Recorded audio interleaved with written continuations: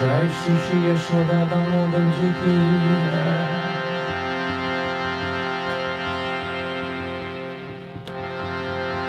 Hare Krishna Krishna Krishna Krishna Hare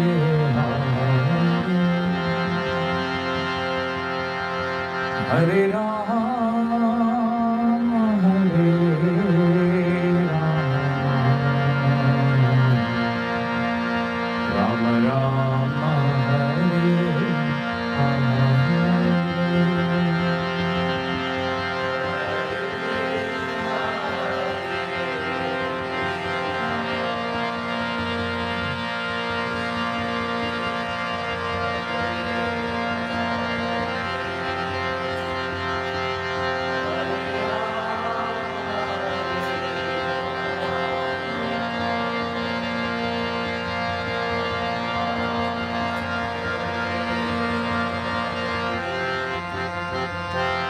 Hare Krishna, Krishna Krishna, Hare Hare, Hare Rama,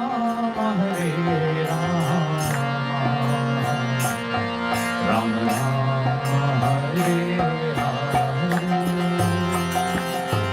Hare Krishna, Krishna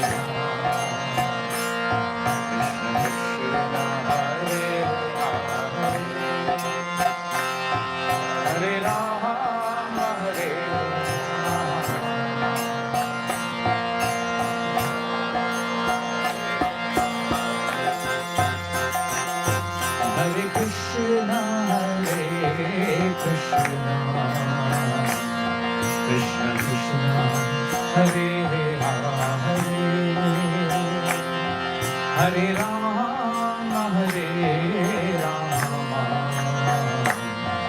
Rama Rama, Hare Hare.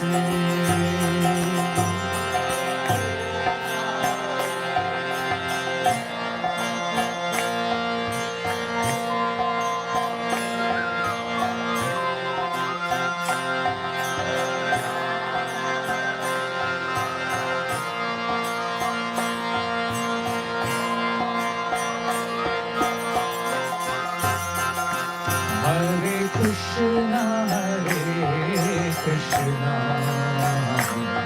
Krishna Krishna, Hare Hare, Hare Rama,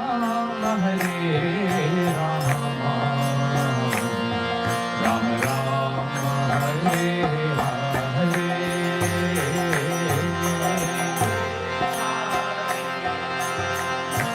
Jai Vrindavan Dham ki.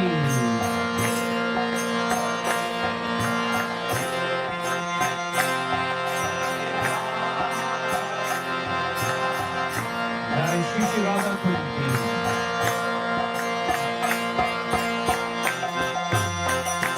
Hare Krishna, Krishna Krishna Krishna, Hare Hare, Hare Rama, Rama Rama, Hare Hare.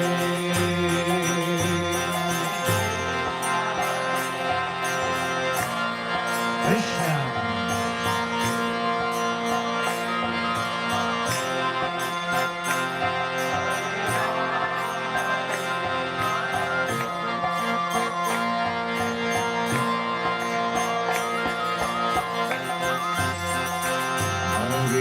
Krishna, Hare Krishna, Krishna Krishna, Hare Hare, Hare Rama, Rama Rama, Hare Hare.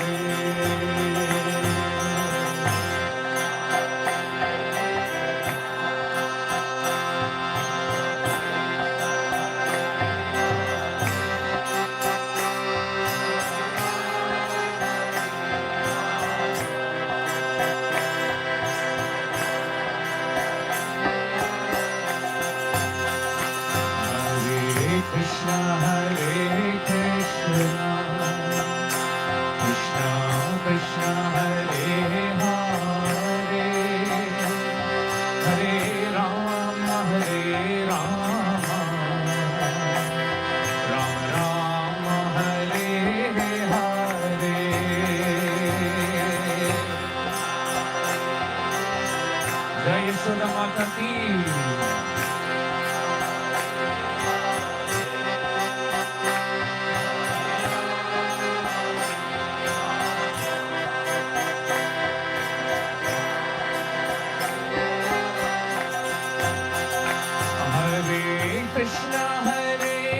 Krishna Krishna Krishna Hare Hare Hare Rama Rama Rama Hare Hare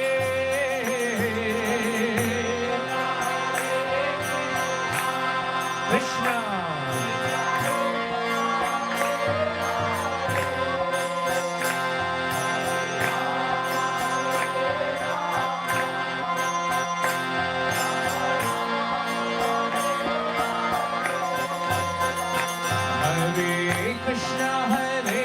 Krishna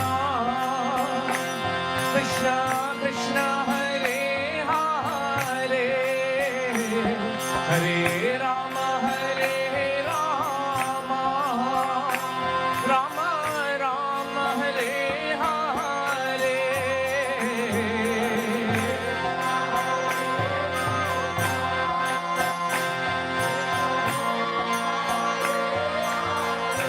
Jai Shri Hari Ram.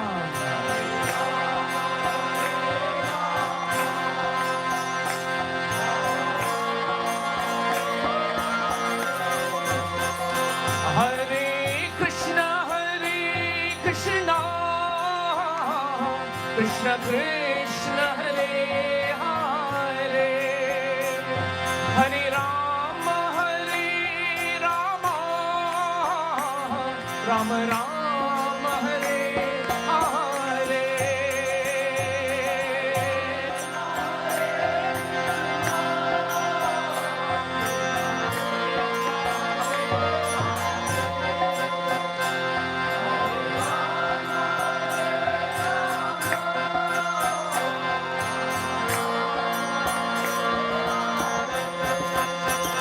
Hare Krishna Krishna Krishna Hare Hare Hare Rama Rama Rama Hare Hare Krishna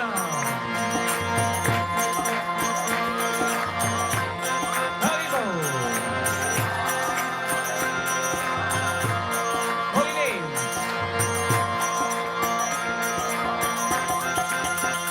Hare Krishna Krishna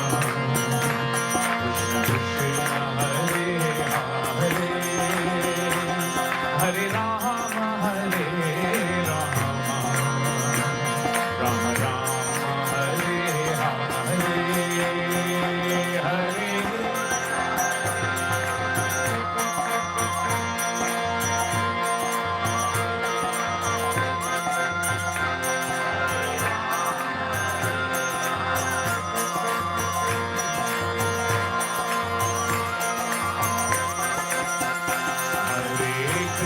Hare Krishna Krishna Hare Hare Hare Rama Rama Rama Hare Hare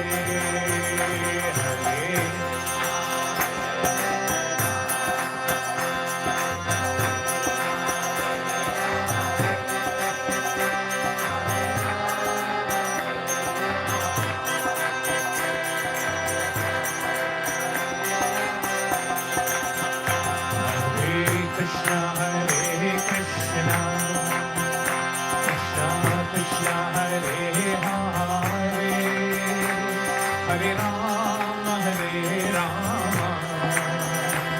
Rama Rama Hare Hare Hari Bol. Krishna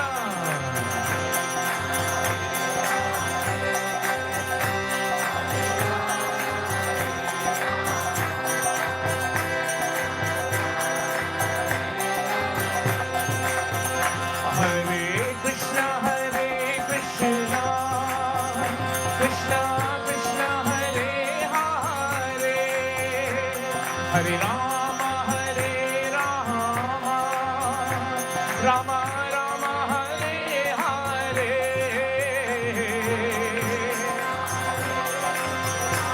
Jai Damodara ji ki.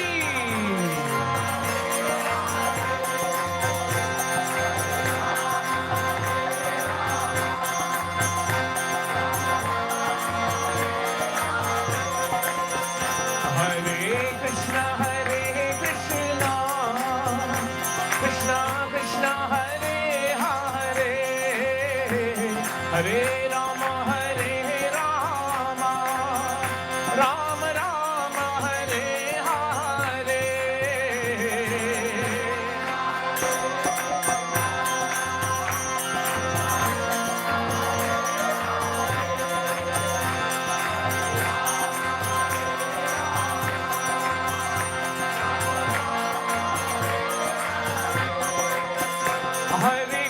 Krishna Krishna, Hare Hare, Hare Rama, Rama Rama, Hare Hare. Krishna,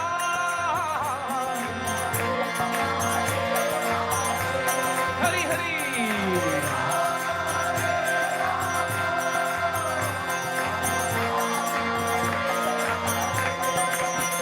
Hare Krishna,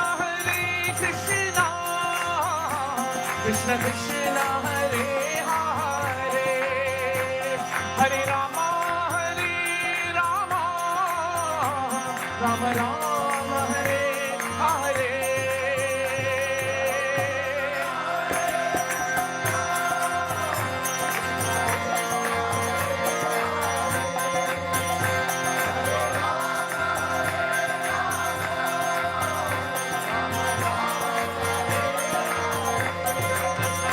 Hare Krishna, Krishna Krishna, Hare Hare, Hare Rama, Rama Rama, Hare Hare,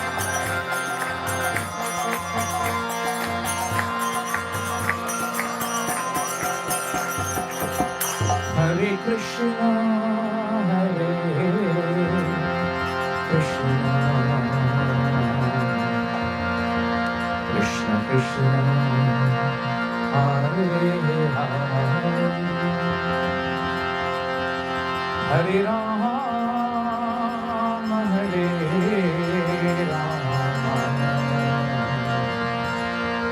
Rama Rama, Hare Hare.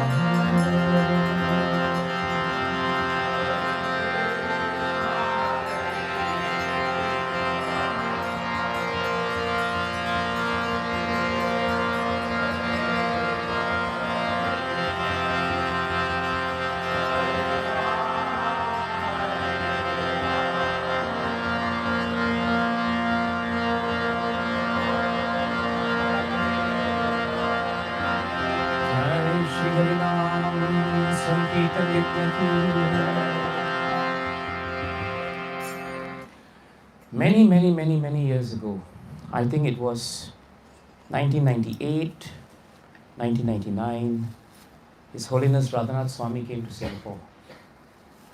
And we had a program in the house. At that time, Yudhishthir Prabhu was here, senior disciple of Maharaj. Yudhishthir Prabhu's house is actually the official address for the BTG magazine for India, Janti Kutir. So I remember that Maharaj came at that time and he sat down in the house. He was on a chair and then we put a harmonium for him and he started kirtan. And the moment he started kirtan, the mridanga player played, the kartal player played, and everybody was there. 5 minutes into the kirtan, Maharaj stopped the kirtan. He turned to the mridanga player and he said, Mridanga players should play with humility and not with skill. And I remember the mridanga player almost melted into the ground. Not because he was not playing well, but I think Maharaj wanted to make a point that the mridanga player should play with humility. Then he turned to the karatal players and he told the karatal players, the karatals should never be louder than the singer's voice. And he said, that is the way kirtan should flow. That ultimately it is the holy name that must be heard. Everything else is just surplus. It's a very nice point he gave. And I think the reason why he did that was to correct our devotional service and the mood in which we do devotional service. That's very important. I say this because when I play with Prashant Prabhu, I'm very peaceful. Because he plays in a very peaceful and very humble way. And it's a joy to play with mridanga players who are like that, right? And I'm very happy to see Vallabh playing the karatals very well. But always remember, karatals should never be piercing and it should never be loud. Do you know half of iskcon has gone deaf because of karatals? Today, when I was in the GBC meeting and suddenly Mangala Arati started in the morning, all of them were taking out their earplugs and putting inside because the music after a while becomes so piercing that so many people have hearing loss. I have hearing loss myself.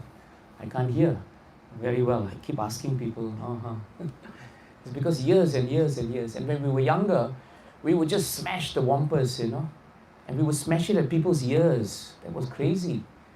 And I think I'm remembering how Radhanath Maharaj made us all understand that devotional service is actually about humility. And at the basis of this pastime of Mother Yashoda and Damodara, the Lord, is the basis of humility also.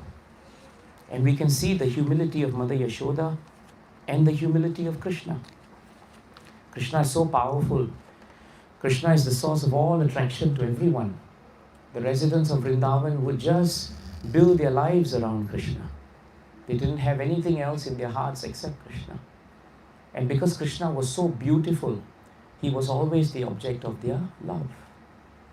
Barha pidam natavara vapuhu karnayo karnikaram bibrad vasaha kanaka kapisham vaijayantim chamalam randram venu adaya sudaya purayan gopa vrinde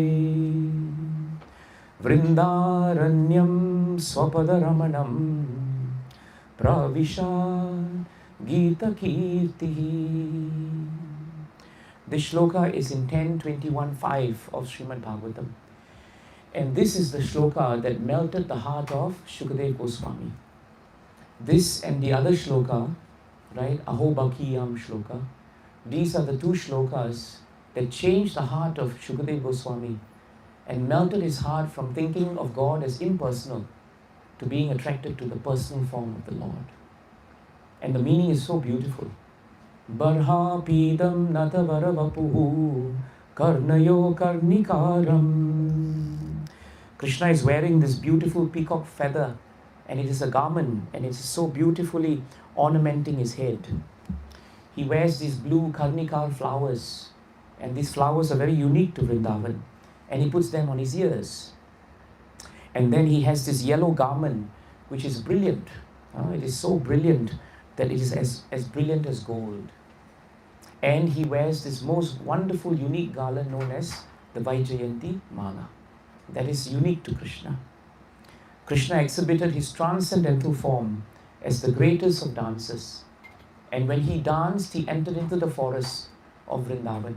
And every gopi who followed him, they would also dance with him. And he beautified the whole land of Vrindavan with the marks of his footprints. And after beautifying the land of Vrindavan, he filled the holes of his flute. Amarendra Prabhu was playing very beautiful flute. He filled up the holes of the flute, Bhagavatam tells us, with the nectar of his lips. And in doing so, all the cowherd boys, the cowherd men, and the cowherd girls, they all sang his glories. So this picture of Krishna is enshrined in the heart of Mother Yashoda. And that's why in the morning of Diwali, she woke up and she was very prepared to do something for Krishna. She was actually almost a queen, and she was so powerful that she could have asked 10 maidservants to churn butter. What was the need for Mother Yashoda to do it? But Mother Yashoda felt that Krishna was her son. And not only was she thinking he was the son, she felt that he was the object of her love. And therefore, when you have the object of love, someone is an object of love, you will put all your effort, and you will spare no effort in trying to please the person. So Mother Yashoda was in all humility deciding, let me do it myself. Let me churn the butter. Why should I ask someone else to do it? This is why bhakti is considered so precious. Sometimes people say that mukti is more important than bhakti.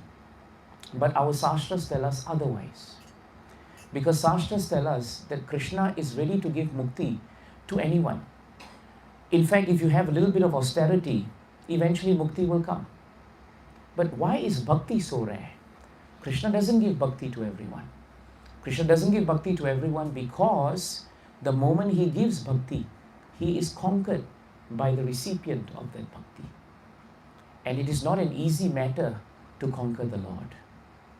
Prithvi Renuranur Payamsi Kanikaha Falgus Pulingo Lagus Tejo Nishvasvanam Maruttanutaram Randram Sushukshmam Nabaha Shudra Rudra Pitamaha Prabritaha Kita Samasta Suraha Drishte Yatra Satarako Vijayate Shripada Duli Kanayaha. This is Mukundamala verse, shloka number 14, I think. And King Kulashekar sings this beautiful verse. And in this verse, he's telling all of us that Krishna is so powerful that actually the whole earth in front of Krishna is nothing but a speck of dust. All the fires of the world in front of Krishna are like minute sparks. All the oceans of the world are like droplets before Krishna. All the great winds of the world are like a faint sigh for Krishna. All the vast eternity of ether across the sky is just like a pinprick on his navel. And Kulashekar ends by saying that grandfather Brahma, the great Lord Shiva, they themselves are always looking to Krishna for protection. And samasta suraha, kita samasta suraha, all the devatas who are supposed to be very powerful, before Krishna they are just like insects. They are nothing really. And therefore Kulashekar Alva, he concludes by saying, just if you take a drop of the dust, particle of dust from the lotus feet of Krishna, that is sufficient to protect you from all the great elements of the material world. This great Krishna was actually so powerful, and yet in this Leela, the all-powerful Lord becomes subordinate to his mother. Why? Because of her bhakti. Because of her bhakti. And that is why bhakti is so rare. We are a minority of a minority of a minority in this room. Nobody else is sitting here in this entire Makina hearing about Krishna. I can tell you for the next 10 blocks and maybe most of the district at this moment, nobody is thinking of Krishna. Very hard to think of Krishna because bhakti is rare. The moment Krishna gives you bhakti or the moment you approach him with bhakti, Krishna becomes very careful. Because if you can actually produce and practice bhakti, first he becomes very pleased. And when he is pleased, he becomes conquered. This is the nature of Krishna. So Mother Yashoda woke up in the morning and she decided, let me now churn butter. Why should I wait for someone else? I should do it myself. And this should be the mood of devotees. We don't wait for anyone to do Mangala Arati. We don't wait for someone to come and tell us, let us read. We don't wait for someone in the house to start chanting, then we will chant. Why should we wait for someone before we can do bhakti? We should continue to do bhakti. Whether somebody is there, somebody is not there, it doesn't matter. When Prabhupada came to the West, Prabhupada did not wait for people to start the devotional service. He just started the devotional service. He did not wait for the favorable conditions to happen. In fact, there was nothing favorable when Prabhupada came to the West. Nothing. Nothing. Even in India, when he tried so many times, there was no one and nothing was favorable to him. So we cannot practice bhakti under favorable circumstances. Please remember that. Very often devotees get caught in this trap, that everything must fall in place and then I'm ready to do bhakti. It will never happen. It's not that I will retire and I'll get my CPF and then I have nothing to do in life and then I will do bhakti. No, it's not that at this moment I'm so immersed at work, when things slow down I will do bhakti. No, that day will never come because there is no sacrifice on your part to take up bhakti. And that's why bhakti will elude us. And that's why Krishna cannot be seen. He is unseen to those who cannot understand the signs of bhakti. So therefore we must always remember, don't wait for the favorable condition. Yashoda Mata did not wait until the maidservants will come back and then she will do the churning. No, she just started it. That's what she did. This way there is no impediment to bhakti. We cannot say my family situation is not favorable, my house is not favorable, my wife is not favorable, my husband is not favorable. Man, they will never be favorable. And by the time you wait for them to be favorable, Yamaraj is sitting next to you. And that time is gone. So why are we wasting the time? This is the point to be understood. Some people say, my health is not good, Prabhu, I cannot chant very well. It's because your health is not good that you should chant better. That's the whole point. Some people say that, Bhagavatam is very advanced. Let me first study Bhagavad Gita, then I will read Bhagavatam. But Bhagavatam is there, present before you. Why can't you read it today? Then only you become advanced. Advancement doesn't come until you make an effort. So therefore, Mother Yashoda is signifying this very important point, that bhakti we cannot wait for the favorable conditions. And so she started churning the butter. And as she churned the butter, Bhagavatam says she was very, very happy. She was extremely happy because her mind was completely concentrated on Krishna. She was not thinking of anything else. Why? Because she was not attached to family life. This is the next important point. She didn't waste her valuable time in gossip. She did not waste her valuable time in politics. She did not waste her valuable time in trying to develop family life as a form of sense gratification. She did not. This is a very important point. In Bhagavatam it is stated, I think Prahlad Maharaj says it, 7.6.14 of Srimad Bhagavatam.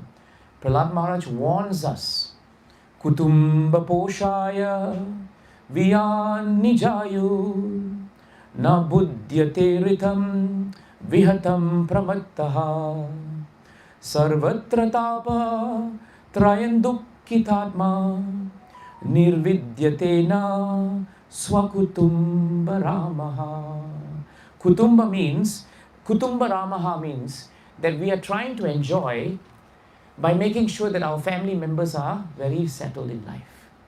It is our duty to settle our family members. But in life, they may never be settled. And we cannot wait until everything is settled for us to do the bhakti. It will not happen. That's why Prahlad Maharaj is telling his classmates, one who is too attached to this material world, he cannot understand that his valuable time is going and going for the maintenance of his family. He doesn't understand that he is not maintaining his family. He doesn't understand that Krishna maintains everyone. And therefore, instead of turning to Krishna as the source of his maintenance, and therefore dedicating his life more and more to Krishna, he's just very bothered about 1 penny here and 1 penny there, and saving some money here and saving some money there. And he doesn't realize that not a single farthing, not a single penny, not a single paisa, depending on where you are and which currency you want to use, none of this is going to come back with you. This is 7.6.14. So Mother Yashoda was not worried about whether she had other duties to do. Her only duty, her only object of love was Krishna. And so she churned butter. And because she churned butter with that mood, bhakti grew in her heart. Bhakti was present in her heart. And Krishna reciprocated with that bhakti. And he came out and asked that he be fed. And so Mother Yashoda started feeding him milk. But as she was feeding him milk, Krishna tested Mother Yashoda. Krishna put her in an awkward situation. Why? Because the pot of milk was boiling in the stove.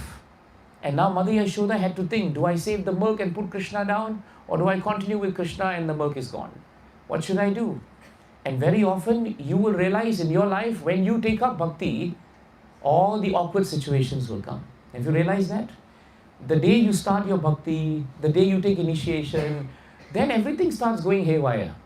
Why? Because Krishna is testing the strength and the sustainability of your bhakti. That is what he's doing. And I'm looking for some picture. Okay, I'm looking at the clock there. There's a clock. Before Sandeep Prabhu put up the clock, what he would have done is he would have knocked a nail in the wall. And then he would have tested the nail before he put the clock.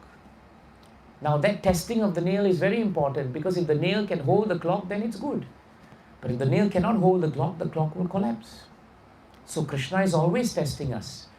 He's always testing how ready we are to take up bhakti. How much material considerations is becoming an impediment between us and bhakti.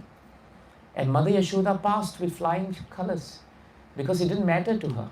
She was put in an awkward situation and she went to save the milk, at the cost of Krishna becoming transcendently very angry. And Bhagavatam says Krishna became so angry that his face became reddish. And his lips were already reddish. And he thought, how could my mother put me down that way? How dare she do that? Because Krishna was thinking, I am the object of her love, isn't it? Not the milk is the object of her love. So therefore, I should be given more attention. And so what did Krishna do? Krishna picked up a stone and he broke the pot which had butter in it. And the moment the pot of butter broke, Krishna then realized the consequences of that. And that is actually very much how children behave actually. Very, very seldom you see sadhu children who will think 100 times before they do something. Most of the time they will do something and then they will regret it, right? And that's what happened with Krishna, because he played the part of a perfect child. Children are like that. And then he realized, now Mother Yashoda is going to get angry with me. Now this is an important point. Why should God be worried about somebody being angry with him? Krishna is the source of everything. Why should he fear anyone being angry with him? He should not if he is the master. But in Vrindavan, Krishna is never the master. In Vrindavan, Krishna is simultaneously the Lord of everyone's heart, but simultaneously he is the servant of everyone's heart. He is the servant of the gopis because of the gopis' bhakti. He is the servant of the gopas because of their bhakti. He is the servant of Nanda Maharaj because of his love for him. And he is definitely the servant of Yashoda Maya because of her love for him. So Vrindavan is the only domain in the spiritual world where Krishna is completely a servant, even though he is the Supreme Lord. There is no other place in the spiritual sky where he behaves this way. In Dwarka, Krishna is king, and therefore he is king. The only time Krishna is not really king is when Satyabhama is sitting on his head. Then he's henpecked. Apart from that, no, he's king.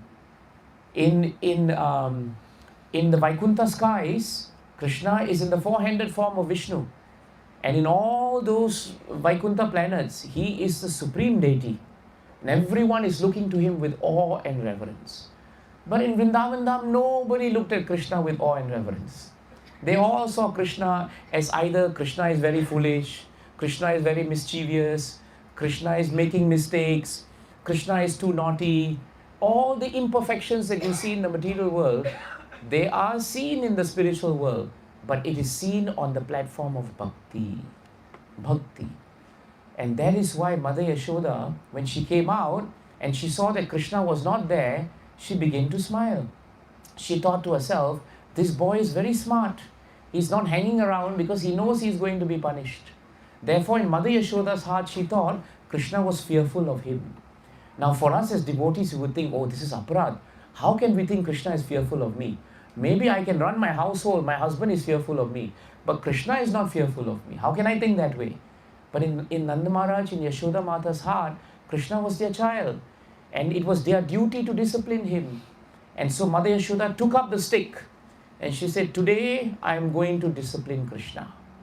And so she took the stick and walked inside, following his buttered footsteps, until she came to the large storehouse, where the ceiling was very high, And on that ceiling were so many rows and rows of butter pots, which Mother Yashoda had carefully kept aside for Krishna. But why is it that so many butter pots were not being used? Sastras tell us because Krishna was not taking any butter from the house, which was another problem for Mother Yashoda. Very complicated, Krishna. Because instead of feeding from his own house, he would knock on his neighbor's house and he would ask them for something. And very often he would not even ask them, he would just steal from them. That's what he would do. Rupa Goswami describes an incident where Krishna would go into somebody else's house and he would steal the butter. But to distract everyone from his stealing, he would go into the cow shed and he would take the tail of 2 cows and tie them together. And after tying them together, he would hit both cows so that they would run in separate direction. And imagine what happened to the poor cows. They will come smashing down on themselves. It will raise a big roar in the house. Everyone will run to the cow shed and Krishna would happily steal butter. And that's what he did. He was really a professional thief and he was good at it.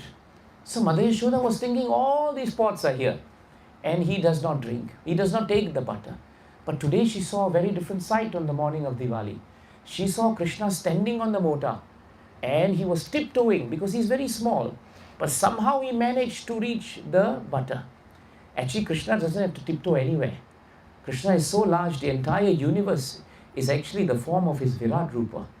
Krishna is so huge and expansive that even though Bali Maharaj thought that he had conquered the whole 3 worlds, he could not even give the 3rd step to Vamandev.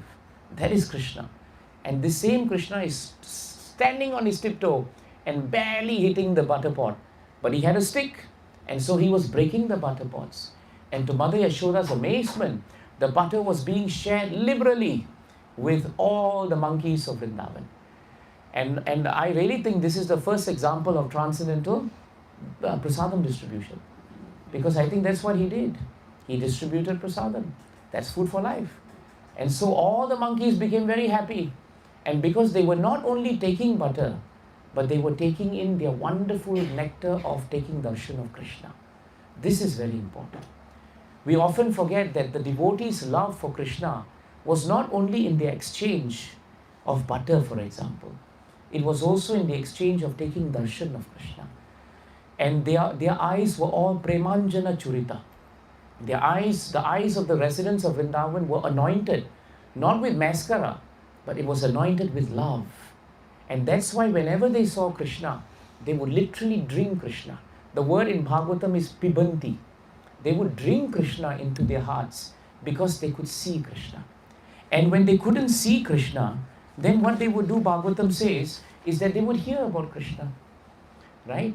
Atitiyad bhavan ahanikananam trute yugayate tvam vichinvate. So in this Gopi Geet, Atitiyad bhavan ahanikananam. When Krishna goes into the forest, the gopis would be bereft of his darshan and they would not be able to see him. And for the whole day they would pine from seeing him. But what would the gopis do during that time? They wouldn't waste time. They would sit with each other and they would discuss Krishna's pastimes with each other. That's what they would do. And while they were doing that, they could actually see Krishna in their hearts. This is the beauty of Krishna. When you speak about Krishna, Krishna will manifest his darshan in your hearts. That's why there is that verse, I think it's 2:237 or 2:236, 2:237. Pibantiye bhagavata atmana satam kathamritam shravanapute shusamritam. So what Shukadeva Goswami is saying is that those who drink, how do they drink? They drink through hearing Krishna. Oral, not O-R-A-L, but A-U-R-A-L. They are drinking the nectar of Krishna by hearing. What are you all doing now? Pibantiye bhagavata kathamritam. You are doing the same thing. You are drinking the nectar of Krishna by hearing about him. And those who do that, what happens then? They purify the polluted aim of life.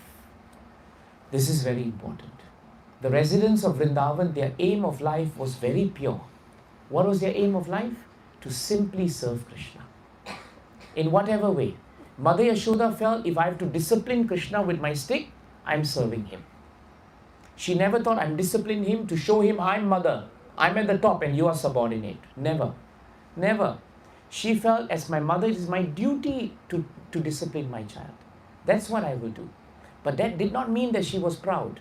It meant she was in service mood. You see the point? It's very different. Sometimes when we want to tell someone that you are wrong, we are not in the service mood. We are not in the humble mood. We are actually in the I told you so mood. We're in the proud mood that I know better and you don't know something. So in the name of chastisement, there is so much pride. But Mother Yashoda in this Leela never had a single drop of pride in her. Why? Because her mood was humility. Remember what Radhanath Swami said in the beginning? Humility. Her entire Leela is on the basis of humility. She wanted to correct Krishna because she felt humbled that she was a mother and her duty was to serve him. So if I have to correct him, it is service. It is not that I'm better than him. And therefore she stood there watching the exchange of the monkeys and Krishna. And she was wondering, this is amazing.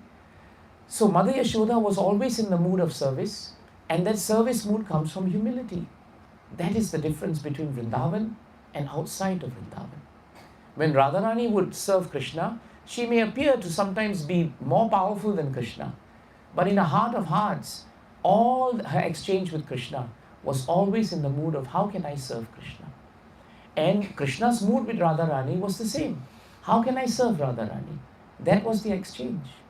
So humility is the most important ingredient to drink the oral reception of bhakti. If we don't have humility, if we have false humility, Srila Prabhupada says that's worse actually. Better you just be proud. But falsely humble is worse actually. Oh Prabhu, I don't sing very well, Prabhu. If someone says, yeah, it's true, you don't sing well. Oh, we can't take it.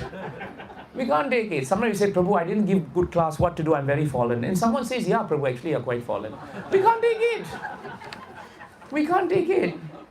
We come and say, Prabhu, just give me feedback, was the prasadam good? Actually, it wasn't so good. Oh, we can't take it. We can't take it. I remember my Guru Maharaj saying, sometimes devotees who want to sing. And then, they would sing. And Maharaj would tell me, Devaki, he can't sing. He really can't sing. And look at everybody, they just feel like they're going to drop. He can't even hold a tune. And when he comes to me, he says, Maharaj, did I sing very well? And when I tell him, you sang terrible, he can't take it. He can't take it. So you see, humility is easier to speak, but very difficult to practice. Very difficult. But Mother Yashoda captured that. And so did the monkeys of Vrindavan. The monkeys of Vrindavan were the Vanaras in previous life. They were the ones who served Lord Ram. And they served him unconditionally. You know why they served him unconditionally? How do we know that? Because at the end of Ramayana, when he asked the monkeys, asked for a boon which is material, they didn't want anything. Nothing.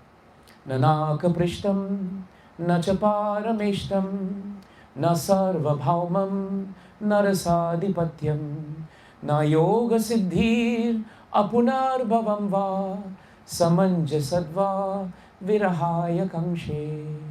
This is Vritasura's verse, but this verse is equally applicable to the Vanaras. They say that Krishna or Lord Ram, I don't want anything. Nanaka prishtam. I don't want to be a lord of the pole star, Dhruvaloka. I don't want to be lord of this material world.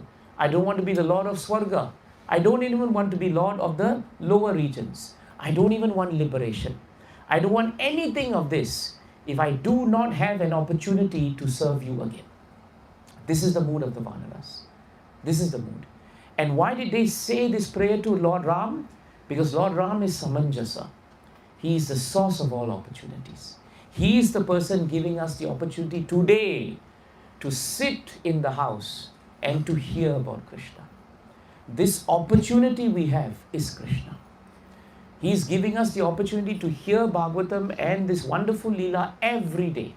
That is Krishna. It is not us who are organizing the programs. It is Krishna who is organizing the programs. Only when He sanctions the program can happen. Otherwise it cannot happen. And only He sanctions who can come for the program also. All of us are here because we have desire to hear Krishna. But until Krishna sanctions, we cannot fulfill that desire. So you see how important, how little we are, and how great Krishna is. Therefore, humility is the ingredient to conquer Krishna. And so the Vanaras said, what do we need except you, my Lord? You come back again and let us come back with you. Otherwise, we don't want to come back again. We will come back and become attached to our families. And we will think that our family is the source of our happiness. When the family is not the source of happiness, family and everything material in this world ultimately is a source of anxiety and distress without Krishna. But with Krishna, a family can become a source of contentment because everyone is engaged. So Krishna said, as Lord Ram, I will come back again in Treta Yuga and I will give you the benediction to come back. And so he did. And so he did. So ultimately, the humble mood of the Vanaras conquered Krishna as Lord Ram. And so he brought these monkeys back with him in Treta Yuga. So you see, bhakti, the ingredient of bhakti is humility. And when bhakti is discharged with humility, it becomes very, very, very attractive to Krishna. Very attractive. And now Mother Yashoda walked a little bit in, and the monkeys saw her. And what happened? They all ran away because their duty was done with Krishna. And now Krishna was left alone. Now, when you chant later the Damodara Ashtakam, in one of the shlokas, it is nicely stated by Satyavrat Muni that when Krishna saw his mother, he became filled with fear. Right? Kalilanjana Sambramaksham. All the tears started pouring from his eyes because he was very fearful. And he started running. Now, why did he run? Because if you read the Damodara Ashtakam, Satyavrat Muni says Krishna started running because he knew he had committed an offense. What was that offense? The offense of stealing butter. In other words, Krishna, the Supreme Personality of Godhead, was humble enough to say, I've made a mistake. Sorry, shouldn't have stolen butter. But you know what? I've got no choice. I have to run, and I'm going to run. But he knew that he had caused offense. The word that's used there in the word-to-word translation, you read it. The Lord caused an offense. Imagine, why should Krishna feel that he has caused offense to his devotees? And yet he's so humble himself that he thought Mother Yashoda is offended by my behavior, but I better run away. And he starts running. And Mother Yashoda runs after him. And while she's running after him, she's not in the mood of pride. She's in the mood of humility. Krishna, please stop so that I can serve you and correct you so that you become a better boy when you grow up. And finally, when she tried to catch Krishna and she couldn't, then if you read Satyavrat Muni's shlokas, it says there that finally Krishna arranged the situation in such a way that Mother Yashoda became faster than him and she could finally catch him. That potency to catch Krishna was Krishna's mercy on Mother Yashoda. But it was achieved by the platform of humility. A humility. And so when Mother Yashoda surrendered to Krishna and said, Krishna, I cannot catch you. You allow me to, please stop. Krishna immediately reciprocated with her humility and surrender. And he allowed himself to be caught. He allowed Mother Yashoda to be faster than him. And Mother Yashoda caught Krishna. But after catching Krishna, was Mother Yashoda proud? She was not. In fact, she felt very sad. Look at Mother Yashoda here. She's not looking angry, is she? She's very sweet actually. Why? Because she's feeling very sad. My poor boy, he's so afraid. Because Krishna is trembling. Krishna is in great fear. Why should God exhibit fear when the whole world is fearful of him? When the demons are fearful of him? Why? Because the Supreme Lord is conquered by the humility of his devotee. And that's why he exhibits this. That is why he exhibits that. And because he's so conquered, Krishna had no choice but to exhibit fear to Mother Yashoda. The person who was most unlikely to give him fear is the person who actually in the end gave him fear. That's a very important point. But we don't realize that. We think that Krishna was fearful because he was simply a boy, a young boy. No, he's the Supreme Lord. And even though he's the Supreme Lord, he was perfectly poised to show his humility to his devotees. That is why bhakti is rare. That is why it is rare. Because in the realm of Gokul, only the devotees of Vrindavan Dham could engage with Krishna in this rasa. No other part of the spiritual world where you find Krishna engaging in this rasa, where devotees freely mingled with him, imbued with intimacy. Kevrat Muni's Damodara Ashtakam, imbued the residents of Vrindavan by hearing and seeing the pastimes of Krishna. They dove into the ocean of ecstasy, and in that ocean of ecstasy, they were imbued with intimacy with him. Intimacy with him. My Guru Maharaj used to tell me this point. Always remember one thing he told me. Intimacy is only for Krishna. Intimacy should never be between devotees. The moment there is intimacy between devotees, we will take each other for granted. We will not be humble, we will be falsely humble. Intimacy is reserved only for Krishna. What then should be the mood between devotees? Service.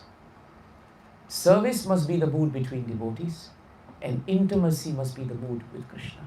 In other words, with Krishna, right, because he's the source of everything, the devotee is completely surrendered. But the devotee always has the highest respect in awe and reverence for other devotees. The moment we lose that respect for devotees, we will take them for granted. That's why if you want to cultivate friendship within a devotee community, please don't let material things end up in your spiritual friendship. Don't do that. Always maintain a mood of awe and reverence, which is on the foundation of genuine love for each other. That love, always based on awe and reverence, will keep you safe in bhakti. It is the same principle with the spiritual master. With spiritual master, there's only one rasa in our philosophy, and that rasa is awe and reverence. No matter how much we love our spiritual master, it is always on the platform of awe and reverence. That must be the same mood we have with all devotees, because all devotees are potentially our sikshas. You see the point? It makes perfect sense, isn't it? So that is how the relationships in Vrindavan was. None of the devotees had intimacy with each other, but everyone's intimacy was with Krishna. And everybody served each other to serve Krishna. This is the mood in Vrindavan. And therefore, Mother Yashoda then caught Krishna. And she became very, very sad that Krishna was crying. So she put her stick down and she told Krishna, I'm not going to beat you, but I'm going to tie you. And so that is an even deeper proposition, because nobody can tie Krishna. Krishna is independent. He can do whatever he wants, whenever he wants. One time Krishna was sitting with Rukmini as she was fanning him. And you know, Krishna has so much love for Rukmini because Rukmini was in a precarious situation when she wanted to be kidnapped by Krishna. So how much Krishna was ready to kidnap Rukmini and how much love he must have for her. That same Krishna was in a conversation with Rukmini Mata one day, when suddenly Krishna turned to her and said, Rukmini, my dear, I think you've made a big mistake in marrying me. And Rukmini Mata thought, what do you mean? And then Krishna advances all the arguments in that chapter to say why actually Rukmini Mata got the wrong bridegroom. And by the end of that conversation, Krishna was so convincing. And Rukmini Mata became so distressed that Bhagavatam said she fell just like a banana tree falls in the storm. Right down she fainted. And then Krishna thought, I think I've gone too far. Let me wake her up. Let me tell her that no, it's okay. I'm just doing this. The point is, the residents of Vrindavan, they cannot live a moment without being dependent on Krishna. And Mother Yashoda could not live with the fact that Krishna was crying. And so she thought, let me tie him. And the second point to this point is, Rukmini Mata may have been kidnapped by Krishna because he was ready to be there as the object of her love.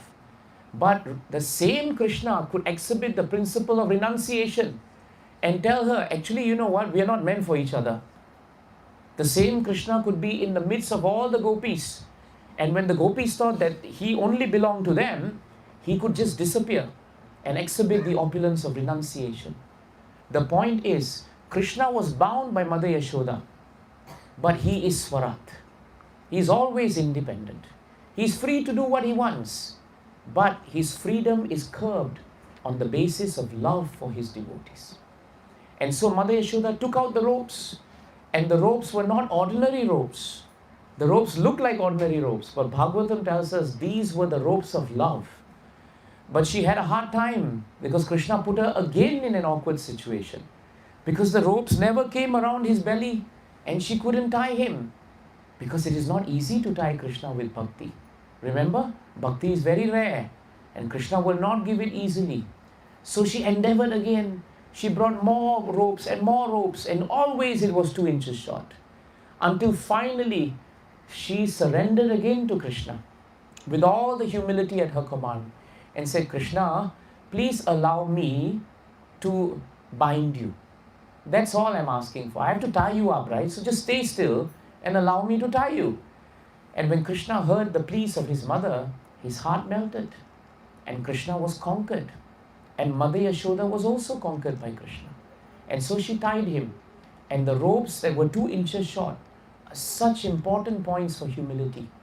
If we want to be humble, we must accept 2 things in Krishna consciousness. The first thing we must accept is the first inch, that we must always endeavor for Krishna. Never think that I have arrived and now I am ready. Krishna should give me everything because I'm chanting nicely, I'm doing my rounds, I have bound Krishna. That is wrong. The first point we must understand is we must always endeavor for Krishna. Prabhupada was asked by his disciples, we are chanting and chanting and chanting Hare Krishna Maha Mantra. We will chant until we die. But after that, when we go back to Vaikuntha Loka or Golok Vrindavan, what will be the next upgrade? What will be the next activity? And Prabhupada paused and said, more chanting. More chanting, that's all.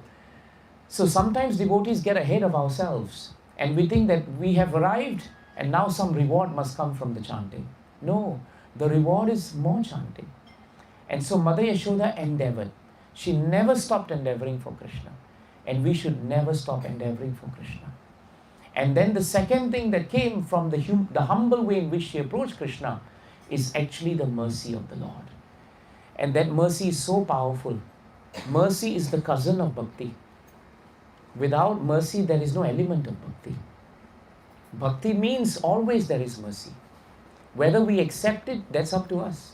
But bhakti is always there with mercy of the Lord.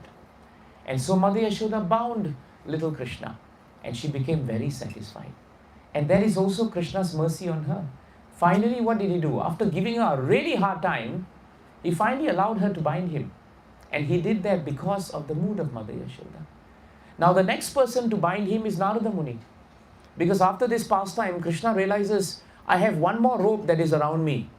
You all don't see that rope, but there's one more rope I have to also do something about. And so he crawls between the Yamal Arjuna trees and he delivers Nala Kuvera and Manigriva. And these 2 effulgent sons of Kuver, they tell Krishna that their past was blighted by expressions of sense enjoyment in the form of intoxication. And they thought they were very, very proud of their prowess. So therefore, where there is pride, there is intoxication. You don't have to be drinking beer. You know, this intoxication of pride is worse than all the liquor in the world. That doesn't mean you can drink, but it means pride is more dangerous. And because they were proud of who they were, it naturally transformed itself into intoxication. And say they became so intoxicated, they could not recognize Krishna. That's why our acharyas tell us, you don't have to be drinking. We may be following 4 regulated principles very nicely, but if we are intoxicated by that beer of pride, then we cannot see Krishna. We will reject Krishna. Krishna will be in front of us, but we cannot understand that he is in front of us. So that is why we cannot also appreciate the greatness of devotees when we are intoxicated by pride. Please remember that. You know how this is proven? Because Nala Kuvera and Manigriva were so intoxicated with their pride and the intoxicating effect of liquor that they could not even see Narada Muni for who he was. They could not see what a great personality and pure devotee he is. So therefore, Prabhu's Matajis, when we interact with each other in our congregation, it is imperative that we have the lenses of humility. Because otherwise we will never see the greatness of devotees for who they are. We will always see them with the critical eye of finding fault. And in that way, bhakti is removed from our heart and we don't even realize it. We are bankrupt actually. By becoming materially intoxicated, we become spiritually bankrupt. And that's what happened to Nala Kuvera and Manigriva. And in the end, Narada Muni's compassion conquered them. Because he cursed them to become trees. And he prayed that they would one day take darshan of Krishna. Because he knew only Krishna can wash away the pride in their hearts. But this is the humility of Narada. Because the truth is, Narada has the potency to rid us of pride. The pure devotee has the potency to take away the darkness of our ignorance and give the lamp of knowledge. That is the pure devotee. Narada Muni became their spiritual master. He actually gave them instructions and he gave them wonderful, wonderful benediction. Because years later, Krishna would never forget the words of a pure devotee. And you know, in Bhagavatam it is stated very nicely by Brahma to Narada. Brahma tells Narada that because I'm holding on very tightly, Drita Harihi, I'm holding on very tightly to the lotus feet of Hari, that is why whatever statements that I make have never proven false. Amazing point, isn't it? Three things Brahma tells Narada. What will happen to you when three things will happen to you when you hold on tightly to lotus feet of Krishna. The first is, whatever statements you make never prove false. And that's why a pure devotee's word like Narada never prove false. Krishna would liberate them now. Even though years ago Narada prayed that they would be delivered. Somehow it happened. The second thing that Brahma tells Narada is very nice. He tells him that my mind will never degrade into the material tendencies. In other words, my mind will never be absorbed in matter, but always with spirit. Why? Because of Drita Hari. And the last point is really nice. That because I'm holding on to the lotus feet of Hari, Drita Hari, therefore my senses will not degrade into the matter either. Which is why, I remember my Guru Maharaj telling me that devotees, when they grow old, they may externally sometimes appear to be forgetful. Some of them may even have dementia. But Krishna will never allow them to forget him. Because they have lived a life of purity. They will never forget. I told you the example, isn't it? Years ago, in one of the American temples, there was this pujari lady who has served the deities for almost 40 years, Srila Prabhupada's disciple, 50 years. And towards the end of her life, she had very bad advanced dementia. And she couldn't remember everything and she kept repeating things.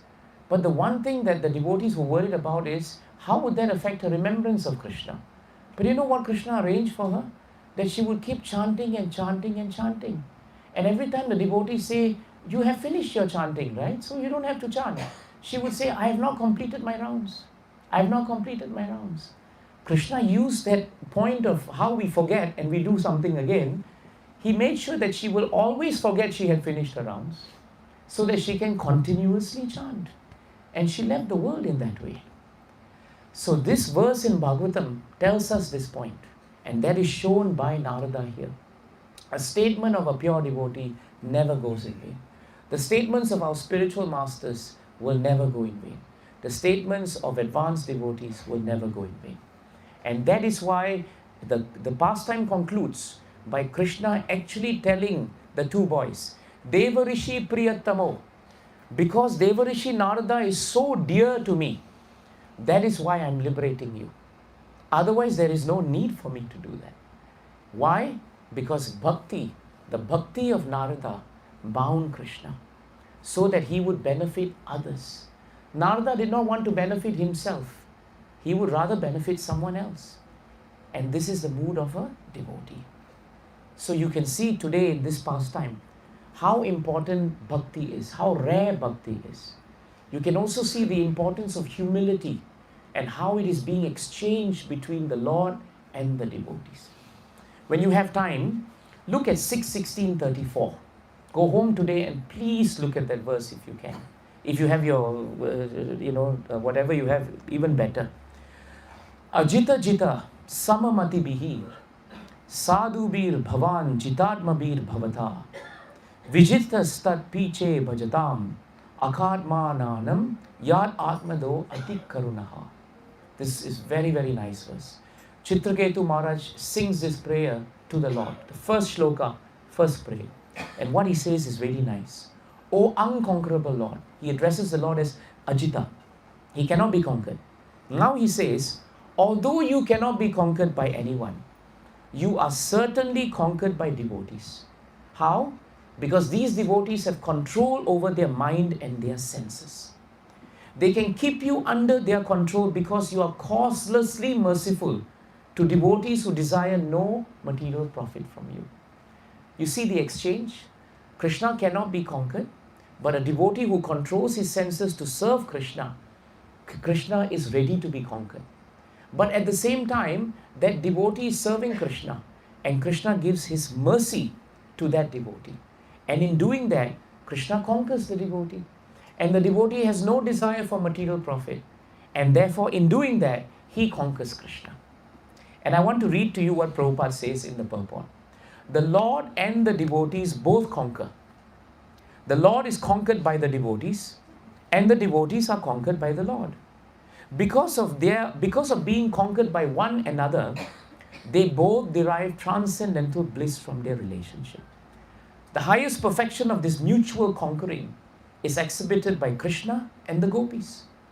The gopis conquered Krishna, and Krishna conquered the gopis. Thus, whenever Krishna played his flute, he conquered the minds of the gopis. And without seeing the gopis, Krishna could not be happy. Therefore, the gopis conquered Krishna. Other transcendentalists like jnanis and yogis, they cannot conquer the Supreme Personality of Godhead. Why? Because only bhakti can conquer Krishna. Jai Grantaraj Srimad Bhagavatam ki. Jai Damodara Leela ki. Nitai Gaura Premanande. Are there questions? Are there realizations? Chandrakant Prabhu. I can't hear you, Prabhu. Taking up bhakti. Yes. So what? This is the problem with my hearing loss, you see. Yeah. Can you say it again? Taking up bhakti means what it means. I mean, we are chanting, we are doing seva, we are doing other things. Does it define bhakti, or in other words, how to? It's a nice question. What defines bhakti? Is it chanting? Is it reading? These are activities that are by themselves transcendental. But it's the heart that we put into it that makes the difference, Prabhu. So it is not the quantity that's important in bhakti. It is the quality. If there is quality to what we are doing, if we imbibe all these values, if we think about them, introspect about them, if we're very careful not to offend Krishna but to please him and his devotees, then our chanting has value. Our activities will purify us further. Even if we are not thinking in that way, just the process of bhakti itself is purifying. But if we want to come to the stage of prema bhakti, if we want to come to a stage where we have bhav for Krishna, then we need to start now to really, really contemplate and understand and absorb how it is that we should improve. That's why Trinarapi Sunichena is there. Tarorapi Sahishnuna, Amanina Mandena, Kirtaniya Sadahari. We cannot consistently chant Krishna's names until all the values of humility, tolerance, and being humbled and a blade of grass, if these things are not there, then we're just doing bhakti like a show. We are still proud, we are still critical, we still find fault. We still want to do it because we want some nice things to happen to our family. We want to make sure everything is good, then we will do bhakti. That's not bhakti. That's not bhakti. Advancing our material agenda is never bhakti. So we have to be very careful why we are doing bhakti. That will help us. Is that helpful, brother? Yes, Sudhir. We are saying that humility is very important. Yes. Yes. But also at the same time, it is also said that if you are chanting, then all the good qualities will automatically come. You It don't should. have to work separately and endeavor for But it is the mood of chanting, Prabhu, that's important. So many people are chanting. But you know and I know and we've had the experience that sometimes their character is hardly improving. Correct, and that's what the question is, that we also say that if you're taking medicine, the mood is not important because medicine will work. So And why bhakti is that will work medicine- for a while. Medicine is a crude example. Yeah. Bhakti has so much of depth to it. If we want to really become ahaituki apratihata, unconditional in our bhakti, then we have to be very careful in our behavior. And the quality of our bhakti will influence our behavior.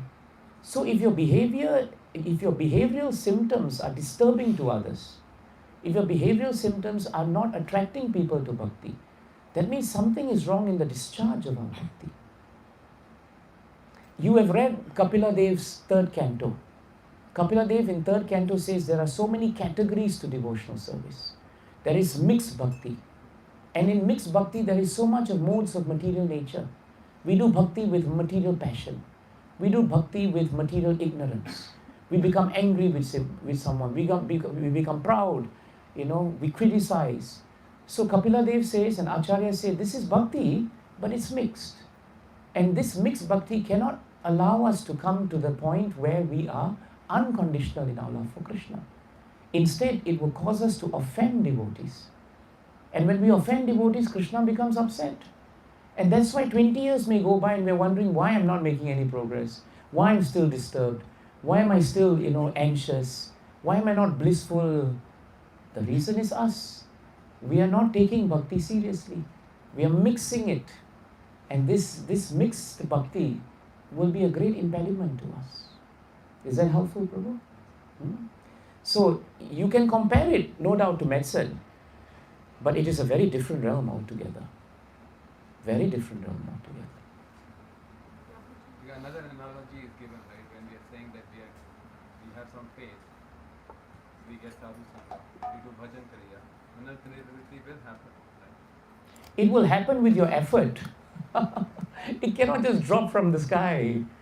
Who says it will just happen? No. But do you know what bhajana kriya means, Prabhu? Bhajana kriya means our mood must be humble. We are tolerant. We don't criticize. We see the hand of Krishna in everything. That is bhajana kriya. Are we doing that? If we are not doing that, what to speak of anartha nivritti? It will never happen. The anarthas will continue being inside. No nivritti. No nivritti. Only vritti.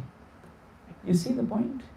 So don't be caught up with the idea that the process will just take me through and I don't have to do anything. No.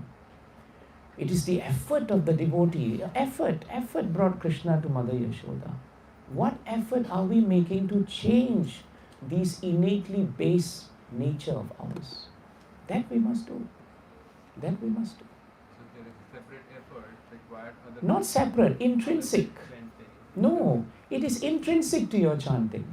As you chant, you must remember Krishna and there must be a mood of not asking Krishna for anything. Then when you work with devotees, your chanting should give you the realization that I'm not serving devotees to get something from them. I'm serving devotees so that I can serve them. That is the mood that flows with chanting. It is intrinsic. It is not separate. It is not separate. It's a very good question. Is that helpful, Prabhu? Mm-hmm. One last question. Yes, Mataji. Yesterday we talked about ego. Ego. And how you gave the example of how Bali Maharaj and Yes. So I realize it's whenever. So how do you differentiate? Let's say it's so easy when you make a mistake and you realize seek forgiveness from the Lord. Yes. And you surrender yourself and you accept the mistakes in front of the Lord. Yes. And you give up your entire ego. Okay. But in the material world, Yes. let's say if I offend somebody Yes. in family or in friendship, Yes. and it is so difficult, that means I have not given up my ego. Yeah. So how do you differentiate? Because it's so easy in front of Lord. You know why it's easy in front of the Lord? Because nobody's watching, Mataji. You can stand in front of Krishna and say, Krishna, I'm very sorry I did this to so many, this person, that person. You won't get anything from Krishna because your pride is not hurt. But that's cheating propensity, you see. Which is why in our Shastra, the Vaishnava etiquette is, if you have offended or criticized a devotee, you should go to the devotee with no ego and fall at their feet and tell them, I am sorry for doing this.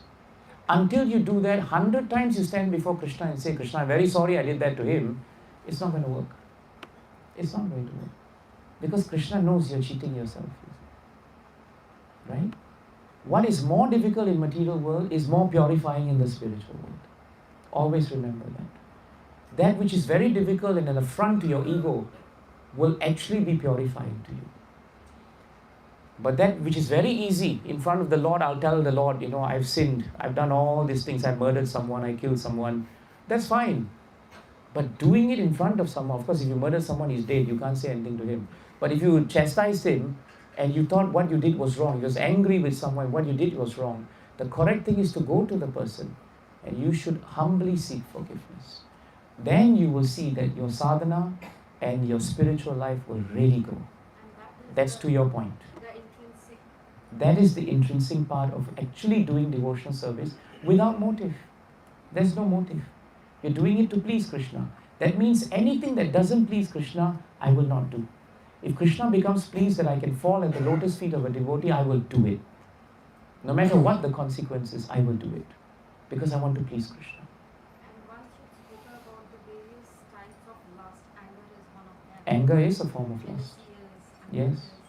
But at that moment, let's say you get angry, but then you try to correct yourself. Is that also the process? You see, Mataji, if your lifestyle is that you are starting to chant, you follow the lifestyle and you read Krishna book, you read the sastras, you find that the sastras are giving you these values and they're giving you the association of Krishna. The anger within you will start subsiding. But if you're not doing that as part of your lifestyle, artificially to control anger is very difficult. It just needs a trigger before you shoot off again. So go back to the lifestyle. The lifestyle has to change. And then the characteristics will come. And Then the intrinsic qualities will naturally develop in a devotee. So it's very holistic, you see. Very holistic. I'm glad these questions are coming out because this is what defines devotional service. There's no other way to do it. Shall we chant Damodara Ashtakam? Thank you, Sandeep Prabhu, for having us. It's been a really nice evening to remember Krishna this way.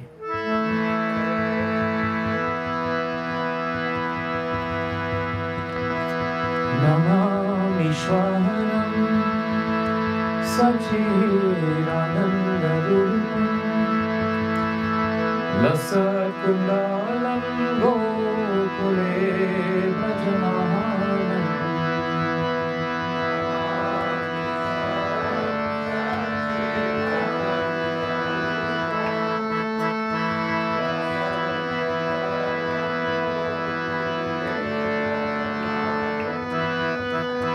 Namamishwaram Sachidanandarupam Lasakundalam Gokule Bhajamahanam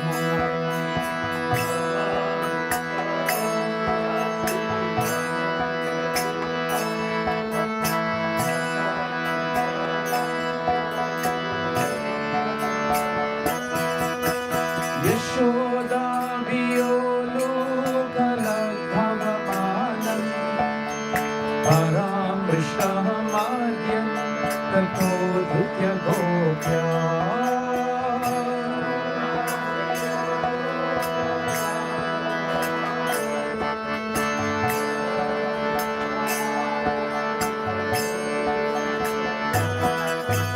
Rudantam Muhunetra Yukmam Brijantam Paramboja Yukme Nasatanta Netram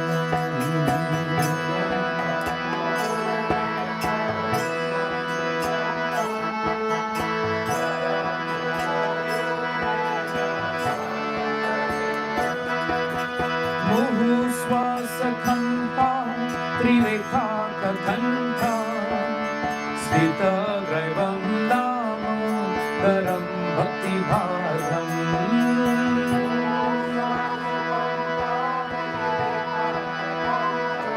Haribo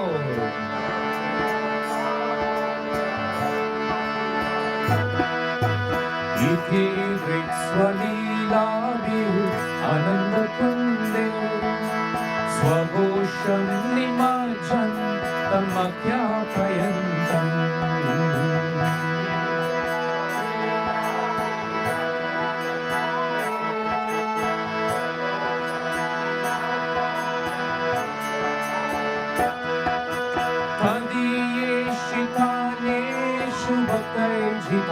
मध्वं पुनः प्रेमतस्तं सखावृत्ति वन्दे जय यशोदा दामोदर जी की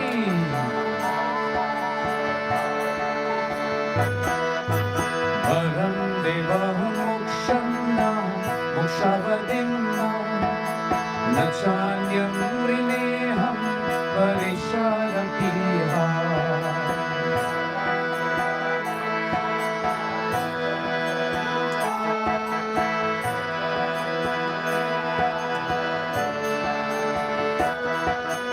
इदं देव पूर्णाथ गोपालबालं सदा मे मनस्या विरस्तं किमन्ये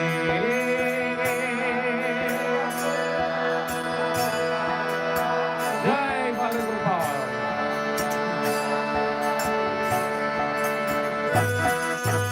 इदं ते मुखाम्बोजम् अत्यन्तनीले कृतं कुन्तलैस्निग्धरक्तैश्च गोप्या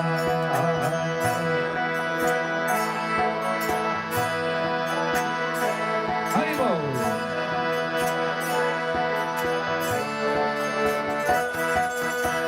मुहुश्चुम्बितं बिम्बारकादरं मे मनस्यामिरासम्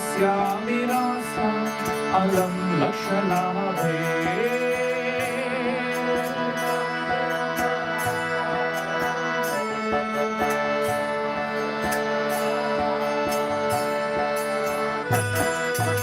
नमो देवाय दामोदर अनंत विष्णु प्रसीद प्रबोधु जलाब्धिमग्नम्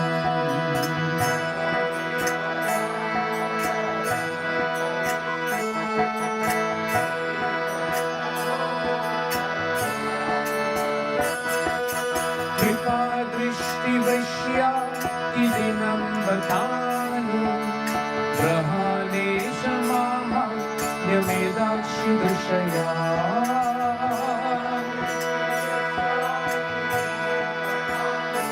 वृंदावन धाम की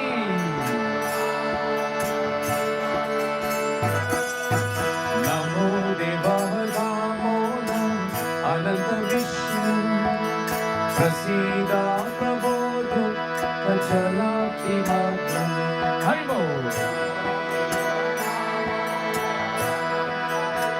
जय अनंत की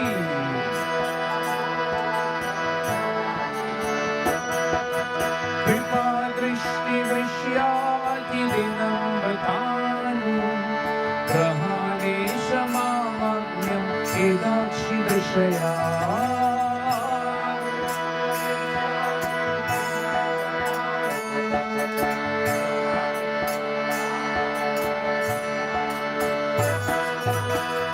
कुबेरात्मजं बद्धः मुख्यैव यागम् त्वया मोचिता भक्ति भजा कृता च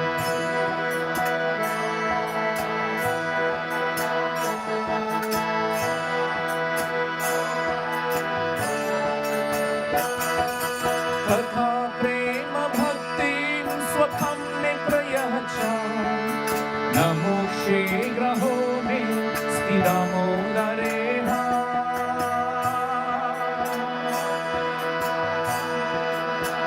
प्रेम भक्ति की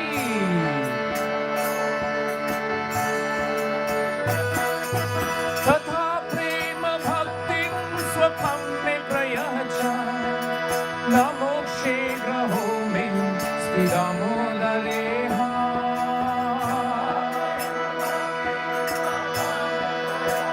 जय दामोदर जी की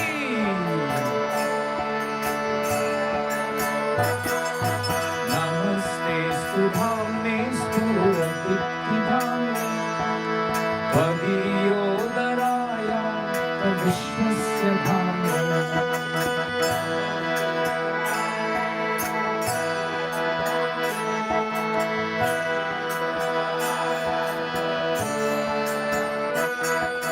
नमो राधिकाय त्वदीया प्रियाय नमो नन्दलीला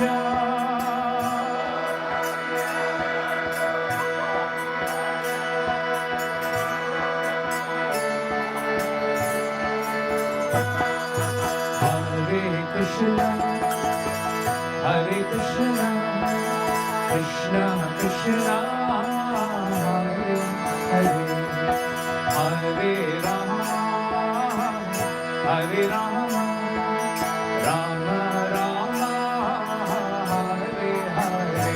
Hare Bol. Krishna.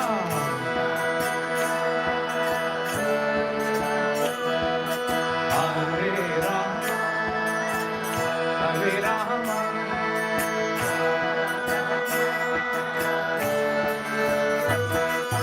Hare Krishna, Hare Krishna, Krishna Krishna, Hare Hare, Hare Rama, Hare Rama, Rama Rama, Hare Hare,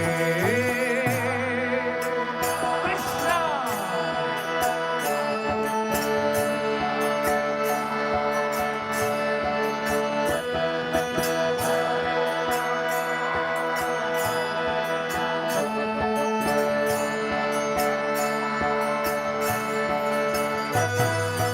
Hare Krishna, Hare Krishna, Krishna Krishna, Hare Hare, Hare Rama, Hare Rama, Rama Rama, Hare Hare.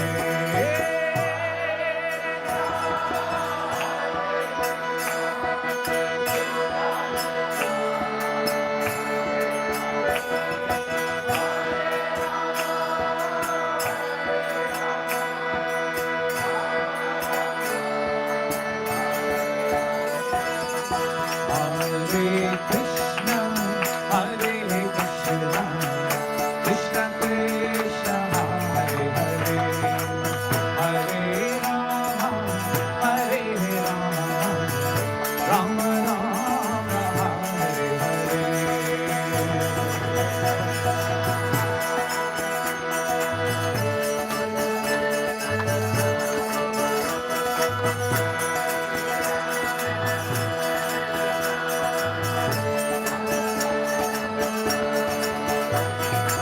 Hare Krishna, Hare Krishna, Krishna Krishna, Hare Hare, Hare Rama, Hare Rama, Rama Rama, Hare Hare, Hare Hare.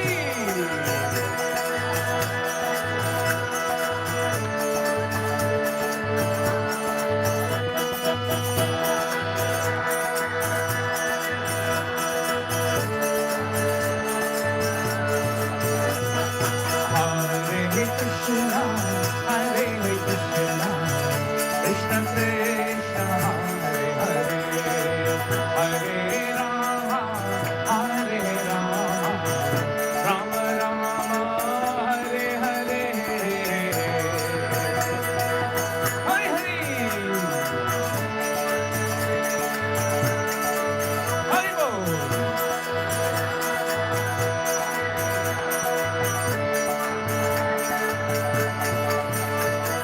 Hare Krishna, Hare Krishna, Krishna Krishna, Hare Hare, Hare Rama, Hare Rama, Rama Rama, Hare Hare.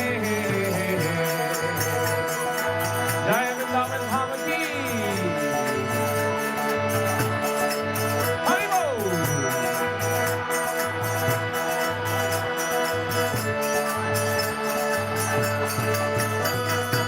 Hare Krishna, Hare Krishna, Krishna Krishna, Hare Hare, Hare Rama, Hare Rama, Rama Rama, Hare Hare, Hare Krishna, Hare Krishna, Krishna Krishna, Hare Hare.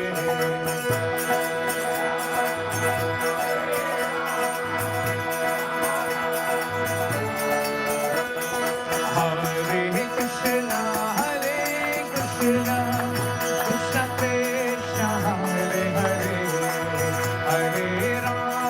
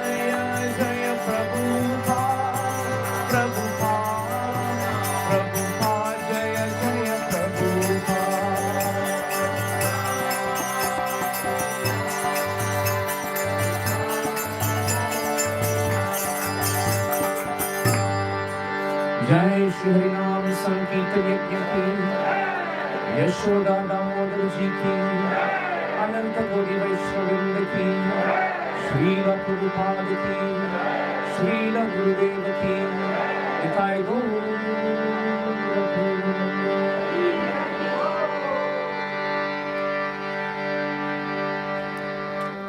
So thank you very much for joining us for the program. Tomorrow, I think, where are we now tomorrow? Tomorrow is Priyanka Mataji's house. Costa Roo. Yes, yes. So I think all are welcome.